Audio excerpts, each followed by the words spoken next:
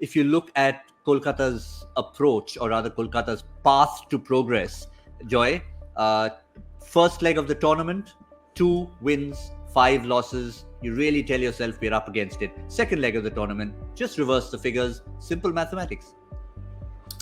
No, I think they did superbly. This is very much looking like the team of 2014, which was again 2-5 in the first leg, and then came back to India and won 7-9 in a row to win the tournament.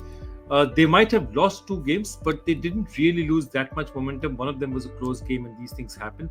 I think what's great about the team is now it's looking set, and for them to be set without somebody of the likes of, to not have Andre Russell in this setup and still look set is a great thing.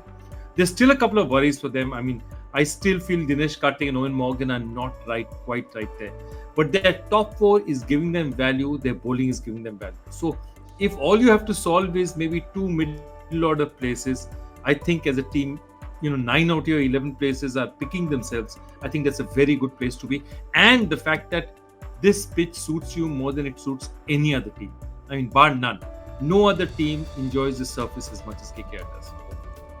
Surface is one thing, Sean, but I think overall, again, looking at the 7-7 performance, taking them virtually to the playoffs, we cannot mathematically put the Q next to their name yet, only for the fact that, as Sean said, Mumbai have a crazy task ahead of them to try and get to 14 points and get to that with a huge improvement in net run rate. Kolkata is now plus 0.587. The other S word I would use, Sean, along with what Joy just said, is stability. I think that's the one thing you've seen in this half of the tournament for them. Settled 11, stable 11, and despite the captain not scoring runs, they've found a way to win. Yeah, I think definitely the break. If you had to look at the teams that the break helped, I think Kolkata would be the ones who benefit the most, able just to rejig things, rethink things through, and they have. And the key to it is that when your other more senior players aren't performing, and you get the youngsters putting their hands up, then that's when you start really moving in the right direction. Because once you build their confidence up, once you've given them the ability and the belief that they can go out there and do the job, eventually what normally happens is your senior players do come good, and then you've got a really strong unit. So they'll be hoping at the back end here, as Joy said, maybe the 2 guys in the middle order haven't fired. But they'll be hoping above all hopes that those 2 guys come good, and then you've got 6 players who really are going to be able to contribute nicely. Yeah, and the youngsters, we talk about the youngsters putting their hands up. I mean, Andre Russell would love to have put his hands up. Unfortunately, his foot didn't let him put his hand up. Owen Morgan not getting runs, which is where the youngsters have compensated. And the one name who was not there in the 2-5, Joy, was a gentleman called Venkatesh Iyer. He was the difference. He's been the difference. He's been the spark.